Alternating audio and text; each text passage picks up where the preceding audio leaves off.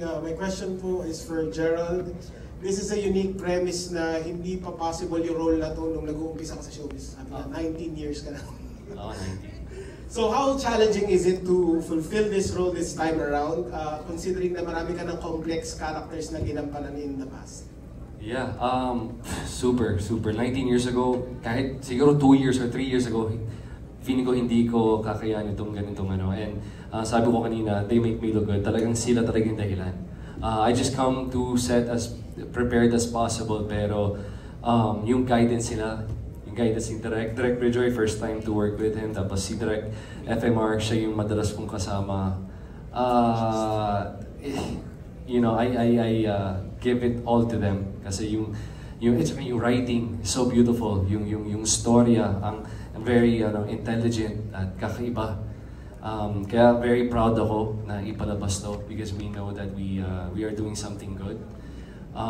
In terms of Samuel Trinidad, yes, aminin ko, isa to sa pinaka-challenging talaga. But at the same time, in naka 20 days na ba tayo, Direk? This is the most I've ever learned in terms of acting. And that's because of Direk FMR. It's my 19th year sa industriya. Ang tagal nga, but after 19 years pa, Direk. But it's per God's timing talaga.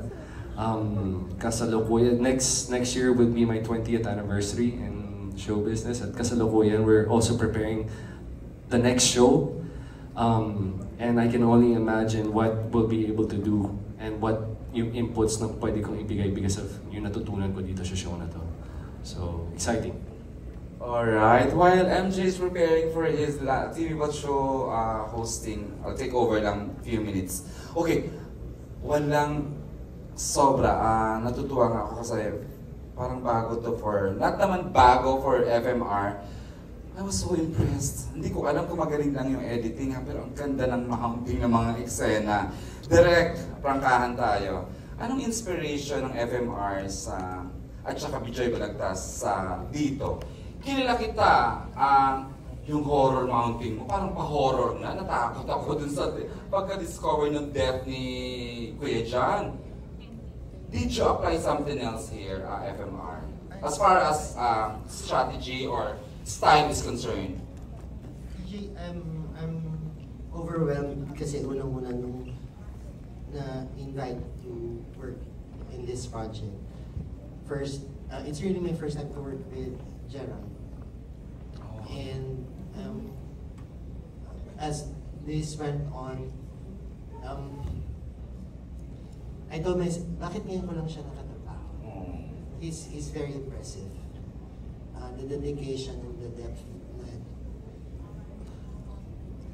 Ayoko kasi na artistang tamad. Ayoko na artistang hindi nagre-research. Meron po tamad. Gusto mo ba pangalaman? Siya dito! Charos! Ready ako? Huwag kitang simula. Sige na, Direk, para mag-trending tayo. Panurin ng mga tao. No, and then, when you look at it, yung nakatabi kay Gerald, mga leading ladies na nagkaroon na ng sarili nilang show. Tapos yung mga leading men, I just work with JC, and then you have RK, and then you have Sen. Parang sabi ko, sobrang naman po yatang spoiled kami. They have this cast. Kanina, may basher ako dito. Ayun na, yung bland na buhok. Dahil naman sa edad. No, I just imagine naman, in the last years, she's been in Cannes Film Festival, exhibiting her movies, no? Tapos, binalik niya kanina na yung Marinela, ako ang number 1 niyang kaaway kasi, bakit ka nag-lipstick? Mataba naman ba nag-lipstick niya? Sabi, hindi po, gano'n hindi. Walang lipstick. So yun lagi yung mga stories namin na ganyan. And looking at her now, I mean, her output sobrang impressive, iba yung maturity. Tapos pa, itong si Bijoy, matagal ko na itong, nakatrabaho ko ito minsan sa isa kong show. Kasi I've been wanting to work with him kasi fan ako nung filmic way of covering the series. Kaya, ayun, parang feeling ko, you have to deliver sa stature na meron silang pare-parehas. Kanina gusto ko sumingit sa sinasabi ni Lot eh. You know, she's very professional. During the time we were shooting the show, she lost her mother, she lost her mother-in-law and brother-in-law, and she's with us. That's how professional she is. So when you look at it, meron ka pang general dito. No? So yun, hindi ka pwedeng hindi mag-deliver pagka ganun kagaling. Direct tutuloy ko yung mga magagandang sinasabi mo sa cast mo. I know naman you're honest about how you feel and how you know, about your actors. But let me excuse the 3 leads kasi they will, kukunin sila for TV Pat Show. Okay, kunin mo na PJ. Kunin mo na Law and your brother-in-law. So, how was the... Sorry ha, hindi kita hindi ako nakarating. How is the grieving up to now? Are you still grieve about it? Tapos may trabahong sumasabay. Yeah. Syempre, it's only been a couple of months, so yeah, but I'm actually very grateful for the show. I'm grateful for the people that I'm working with my directors, with my producers on the set, the production staff, the crew.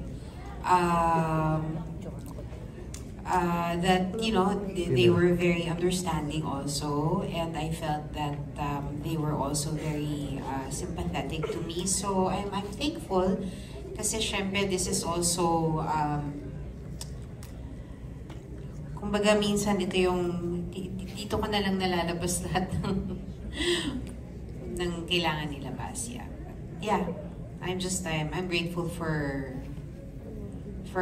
JRB for having me for this. I think that's one good thing for actors, no?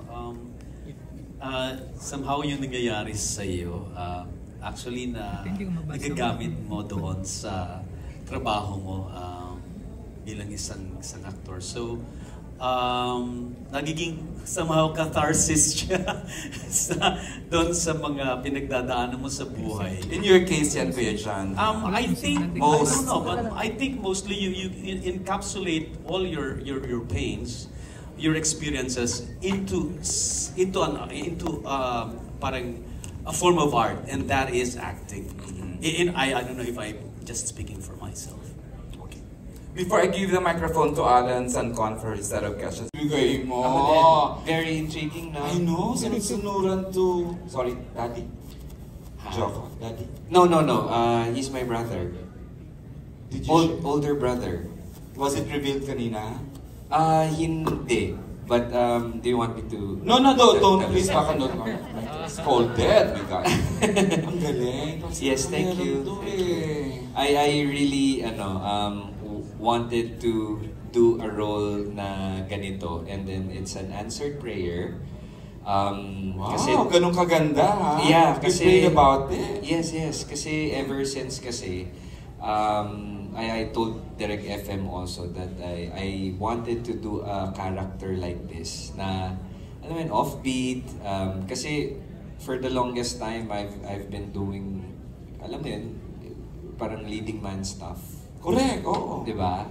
So I think this is a wonderful opportunity to me na to do something like this para rin parang an opportunity for me to showcase my versatility again. Na hindi lang tayo kung sa media, at the same time, I want to do something like this. I want to personally Yeah. Pinagkakatiwalaan nila ako at alam nila yung kakayahan ko na gumawa ng mga ganito. And then I'm sure the viewers will be excited also kasi I'll bring a different flavor sa table. And then, nag-prepare talaga ako para dito. And na-excite ako kasi knowing that I'll be working again with Gerald. Kasi nagkatrabaho na kami before, but hindi kami magkalaban kasi. But this time, enemies kami dito. So, alam ko na yung uupuan ko na posisyon very hard. very challenging. Kasi nga si Gerald yung palagi ko makaka-eksena dito. Kaya, yeah, kailangan nilang abangan. It's challenging but it's beautiful to watch. And then the dynamics that we have here, yung pagkakatimpla ng mga directors namin dun sa mga characters, it was beautifully done. Thank you, Jace. Direct medyo, sorry ha. Deliver yung nagkaroon ng yung naimdam ang mga nanonood sa kanya na may kasamang awa dahil mentally ano yung bata, hindi ba? You gained the support of the Tourette syndrome. Yes, oo.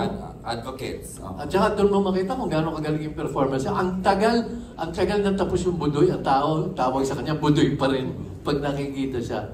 So just goes to show how professional si Gerald. Ako naman, nakikinig lang din ako sa mga director usually.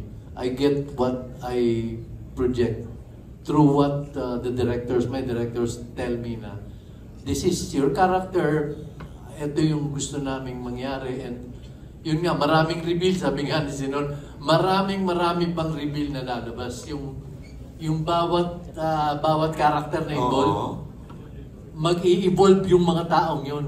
Mag-iiba yung mag-morph into something else. Kanya talagang mas magiging very interesting yung takbo nitong Sins of the Father. At ang may sala ng lahat, si John Arcilla.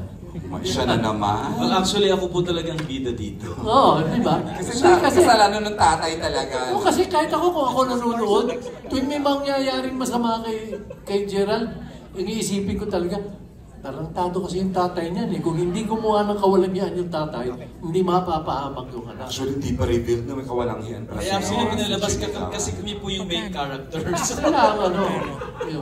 Galing. Ayun, balik ko na kay MJ. Thank you, Kuya EJ. We just finished TV Patrol. Thanks for sticking with us.